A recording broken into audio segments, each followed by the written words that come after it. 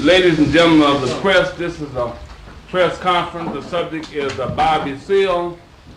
We have three principals. Linda B. Singali, spokesman for the Black Keystone Nation. On my far left, Fred Hampton, chairman of Illinois Black Panther Party. Here, C.T. Vivian, coordinator for the for the Coalition for United Community Action here. These will be the three principals.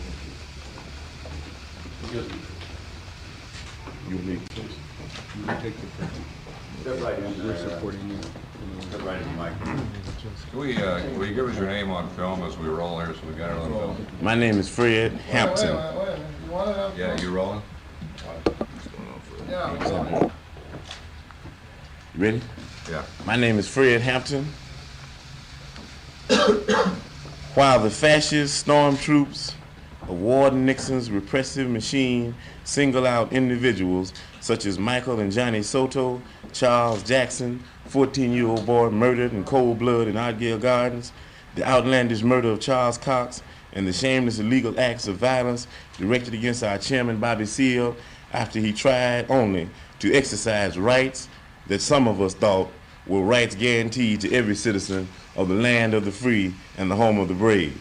In the midst of all of these acts of overt fascism, the establishment press, those people in the press that make the decisions of what goes in and what goes out, respond as mere apologists and ideological servants of American fascism and international imperialism.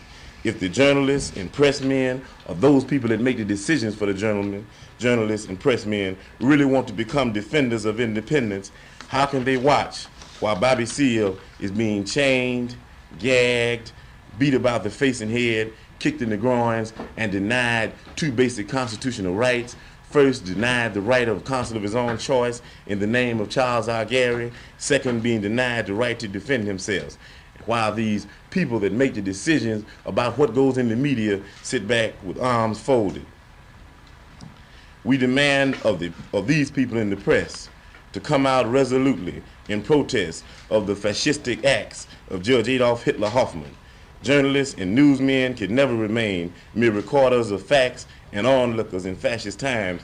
Because of this, we demand of responsible members of our up until now apologetic press to wield their mighty pens to right the errors that are being made by these megalomaniac fascists here at home and abroad. We ask that all people denounce these brutal acts being directed against Bobby Seale in specific, and we the people of Babylon in general. And when we say that, we mean that there's a very clear case of systematic genocide attempted to be put on the black community in the form of all of the youth in the community. If there's ever to be eternal peace in our communities, then we've got to fight and struggle relentlessly against these hangmen like Hanrahan, who continually perpetuate violence here at home and act as warmongers abroad. If we're going to stop fascism in America, then we've certainly got to stop that hecatomb down in Chicago. And when we say hecatomb, you look it up in the dictionary to tell you that it's a public sacrifice. It's not a trial, and that's what we call it, a hecatomb. Also, I'd like to read the demand that we have in our Black Panther Party paper. It says, we demand that the United States government drop the trumped-up conspiracy charges against the Conspiracy 8, and that Rennie Davis and Dave Dillinger be allowed to return to Hanoi, where they would be met by our Minister of Information, Elridge Cleaver, so that the three of them could discuss with the Vietnamese the freeing of Americans now held prisoners of war in exchange for the dropping of all charges against our Minister of Defense, Huey P. Newton, and our chairman and leader of the party, Bobby Seale. This proposed freedom of political prisoners in exchange for prisoners of war could only be ignored by a government that has no concern for its poor, its peace-loving, its non-white, and its soldiers, and even less concern for peace.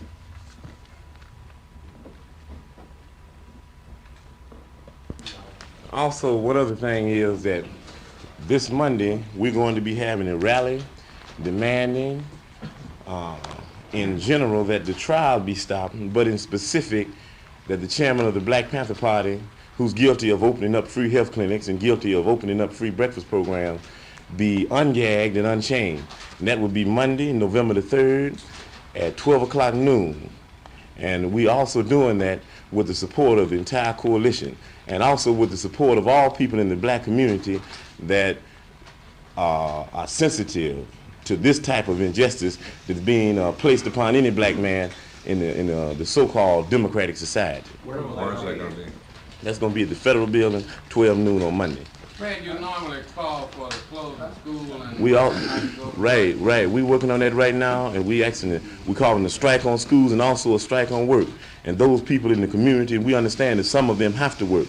That have to work, we asking them to wear black, and we asking them to drive with their lights on when they're coming home. Because this whole situation needs to be shown to the world, because it seems to us as if Daley and the leaders of Chicago are trying to set some type of vanguard. As the coalition, we're concerned about what is happening in that courtroom. We see this as a matter of human dignity. Here is a man who yesterday, when finally he was able to get the gags off his face, said that he was taken into the back room and beaten. A man picked up in a chair, strapped to it, taken into the back room, beaten, gagged, and brought back into a courtroom. This is a matter of human dignity, and such indignities we have not seen in an American courtroom. And we fear that this can be the beginning of a long line of such cases that leads to fascism in America. This is a legal matter, as we see a judge not allowing legal options to a man whose lawyer happens to be ill. If in fact that cannot happen, that he can be there to defend himself, at least this man could speak for himself if he desires that right. Basic human rights are being taken away by the kind of trial that we see.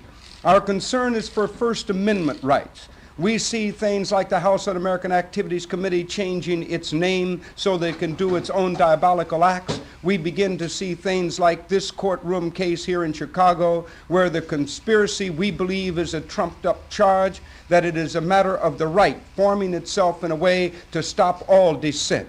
And our kind of faith says that dissent is basic to a democracy, is basic to the America that we all see as the land of the free and the real home of the truly brave. This courtroom scene is a symbol to every black man. There are black people in Chicago that cannot sleep at night, literally, because they see themselves as Bobby Seale. They see themselves gagged in a courtroom. This is a symbol to every one of us. Black men in our courts are gagged. Black men in our courts do not feel as though there is any justice. Black men in our courts, whenever case they come, feel that judges do not understand and are without mercy. And we, no black man, could stand aside and watch this happen before us as a picture of the reality of the injustice of the court system against black people and not speak out. We have come to demand an end to the conspiracy trials, but definitely a humane treatment of Bobby Seale, and that justice comes and that the legal options be given him.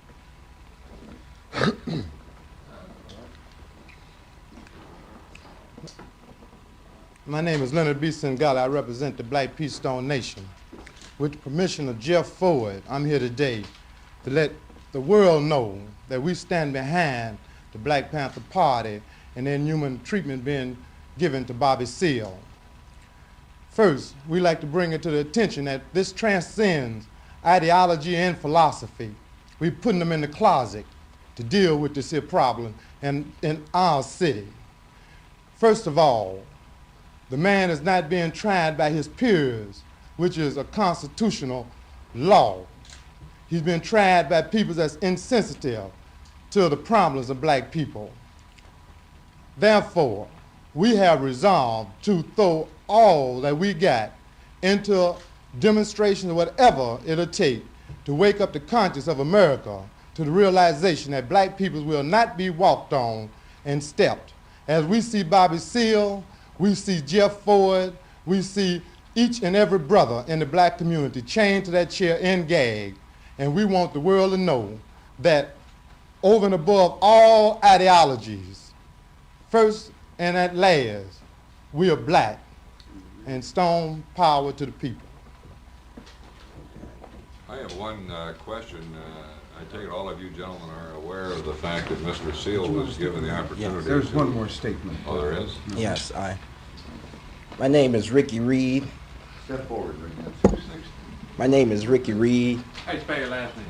R-E-E-D, and I'm here to represent the Vice Lord Nation, and I would also like to serve notice to the racist and the conservative elements of our government that the Vice Lord Nation and other elements of the black society youth are not going to stand by and watch black men be tried in kangaroo court by carpetbagger tactics who want to serve notice to the whole community, the nation, that we're behind any decision that the coalition and the Black Panther Party make.